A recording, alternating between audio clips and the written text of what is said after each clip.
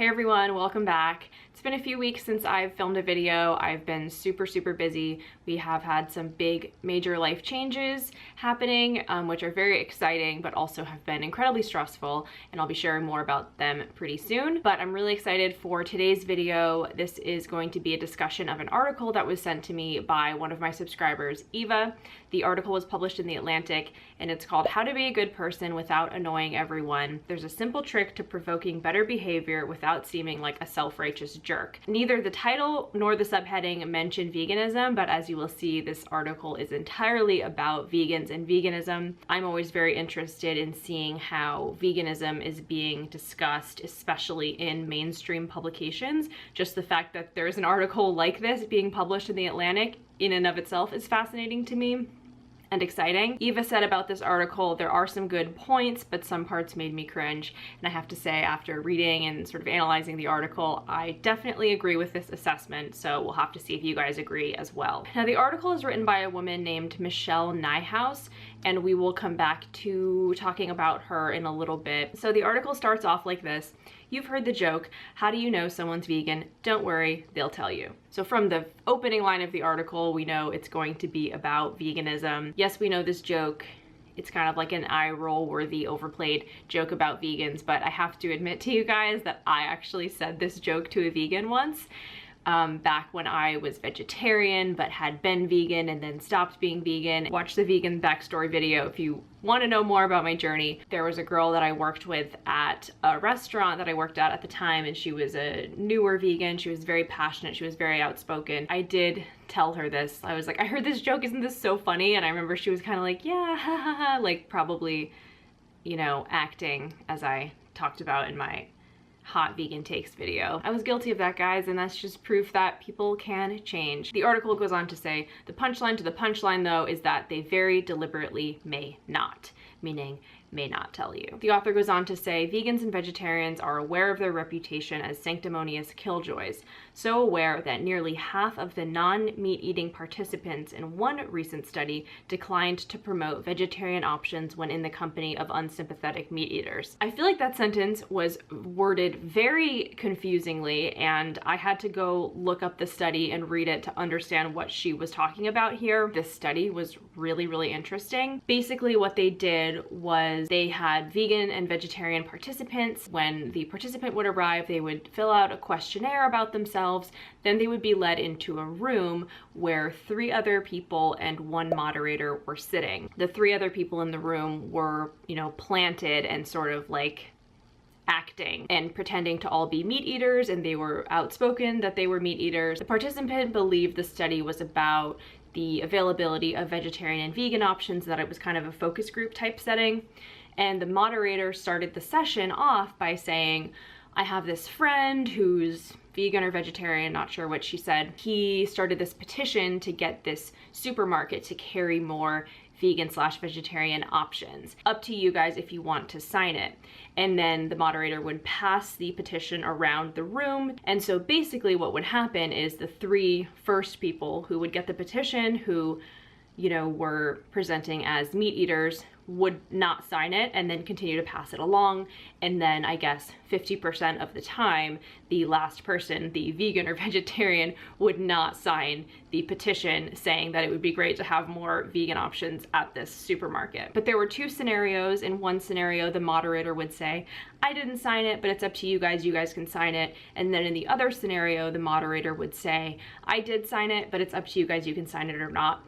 And when the moderator would lead with the fact that they did sign it, the vegan or vegetarian participant was more likely to sign it, knowing that like someone in a position of power had already advocated for this cause. So the point being made is that vegans will sometimes hide their veganism to avoid being seen as one of those vegans who complains about lack of options or is difficult in some way. I have definitely encountered this with vegans that I've met, people who they will say anything but the words I'm vegan personally, and I don't think this would come as a surprise to many of you, but I am always very upfront about the fact that I'm vegan. I have no problem saying it confidently around meat eaters.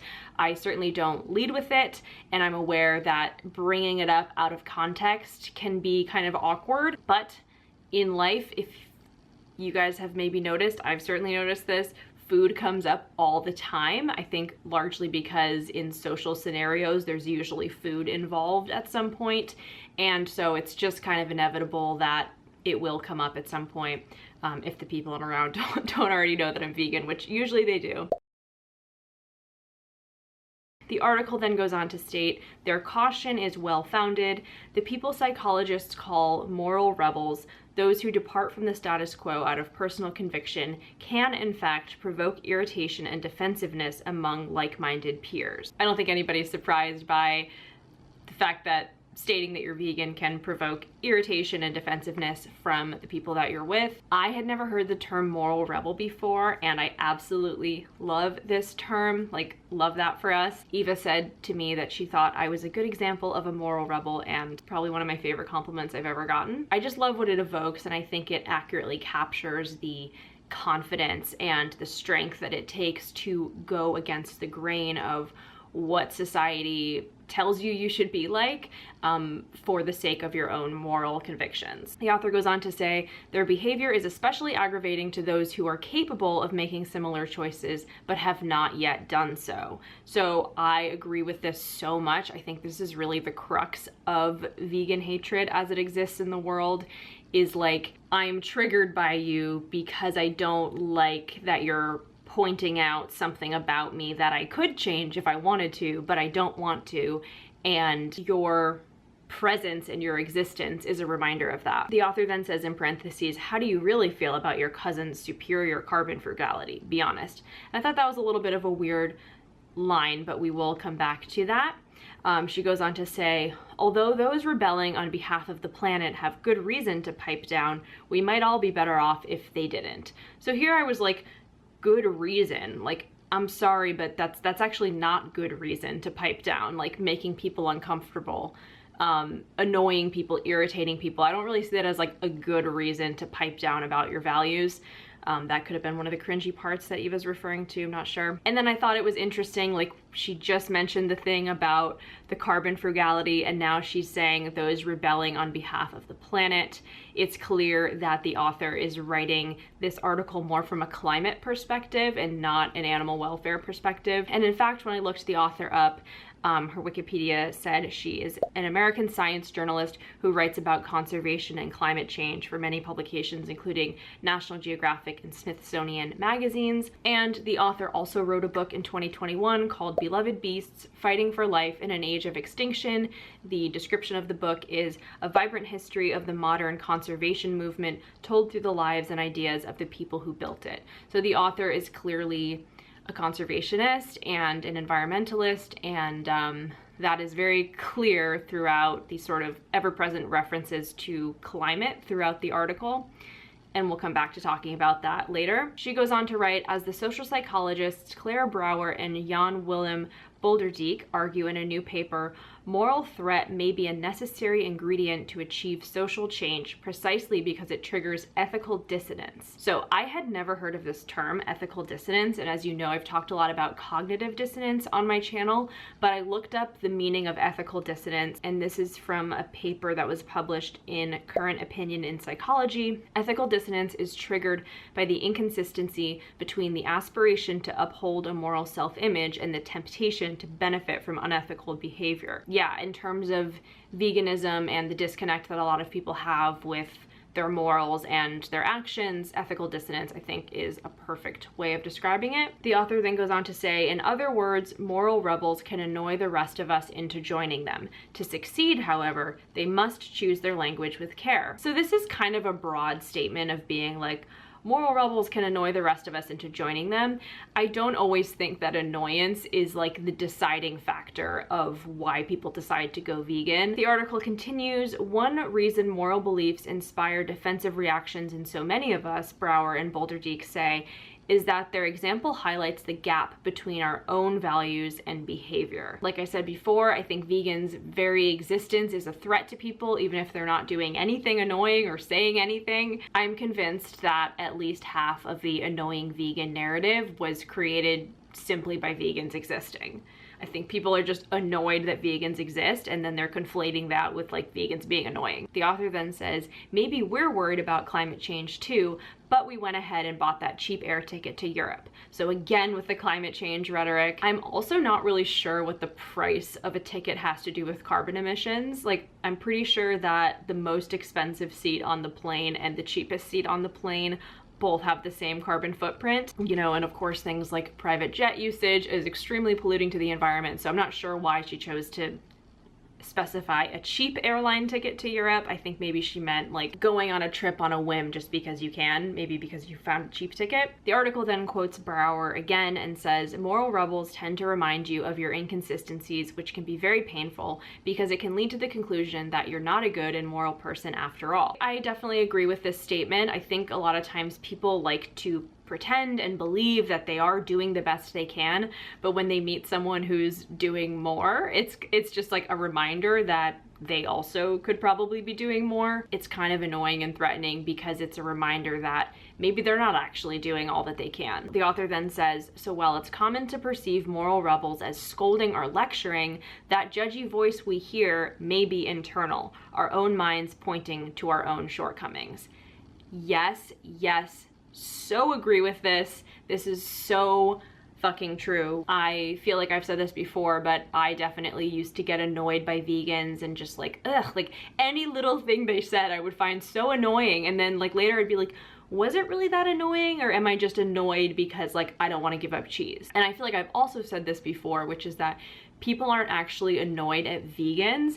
They're like annoyed that the world is the way that it is. It's really annoying that some asshole or a bunch of assholes decades ago, centuries ago, came up with this food system that's incredibly cruel and that we're all just born into it and used to it, and now like we have to change because people are telling us it's unethical. That's who I think we're really annoyed at. Like, we're annoyed at the people that got us into this situation in the first place, not the people that are like, hey, maybe we shouldn't be in this situation. Back to the article, and because those who care most about the issue at hand tend to be the most self-critical, they may also be the loudest scoffers. I think that's a good point. But these same strong emotions Brower and Boulder-Deek suggest can act as motivational fuel for change. Quote, that people react negatively doesn't mean you're not having an influence, it means you've struck a nerve.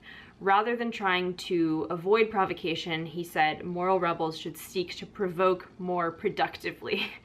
Which I'm like, productive provoking? This is an interesting concept. But I do agree with the point that people reacting negatively usually just means you've struck a nerve, because if they really don't care, they'll just like laugh it off or wave it off, like they legitimately just don't care. The author says, researchers have found that people face up to and address their moral inconsistencies when they consider themselves capable of improvement. Moral rebels can bolster this confidence, Brower said, by presenting their own behavior as the result of an ongoing process instead of an overnight transformation. I definitely agree with this. I think it's important to, I always try when I'm talking to people who aren't vegan and they're talking to me about their food choices or we're discussing things, I always try to emphasize the fact of like, it's a journey. Like, I can have improved from where I was 5 years ago, but I can also continue to improve for the next 5 years. Warning, cringe incoming. Those who have given up a pleasure or convenience for ethical reasons might admit to occasional lapses or temptations. Instead of, quote, meat makes me gag, vegetarians might try, quote, that smells so good, steak's the thing I miss the most. Emphasizing the value of incremental steps, Brower said, helps convince listeners that change is attainable. So I agree with the point, but I think the example sucks.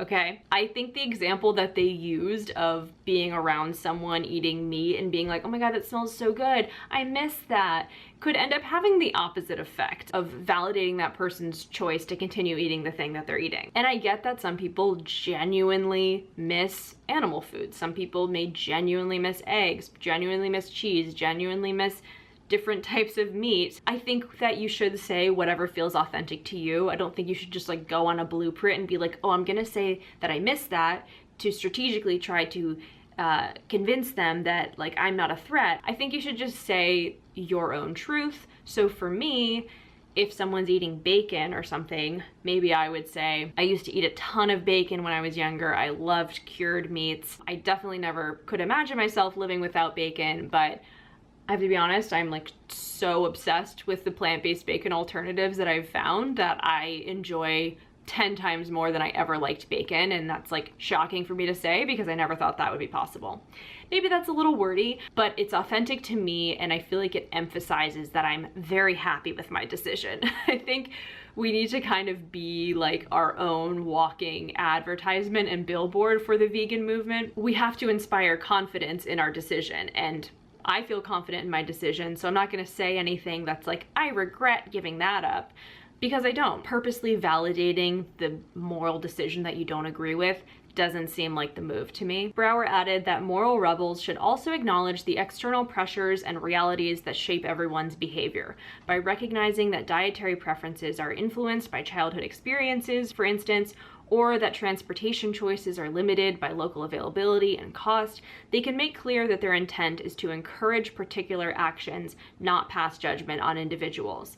After all, even those who set a moral example in one aspect of life may struggle to do so in another. So I agree with this. None of us are perfect, and being sympathetic with people's circumstances that may prevent them from making the same choice as us is very important. Although oftentimes I find that I'm having these types of conversations with people that are at a similar privilege level as myself and have similar, if not better, access to vegan options. The author goes on to ask, why bother with moral rebellion in the first place though? Despite ExxonMobil's implications to the contrary, individual consumers cannot reverse climate change, or any other environmental ill for that matter, and their choices are no substitute for systemic reforms.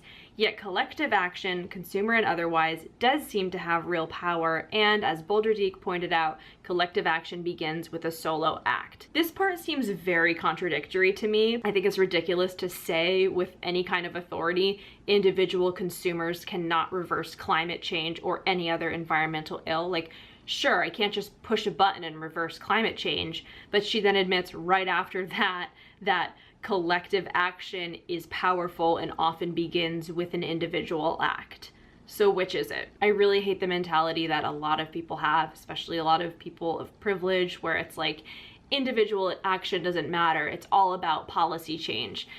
Policy change is important for sure, but like what does that start with? A policy isn't just like its own entity with its own like operational system. It all starts with individuals who then make the policies that actually change things. To me, whenever people say that, I'm just like, well, isn't that a convenient stance for you to take? Because that means you don't have to take any personal responsibility or make any difficult changes in your life. Furthering this point, the article goes on to say, social change is almost always initiated by individuals, whether they are consumers, activists, or politicians, he told me.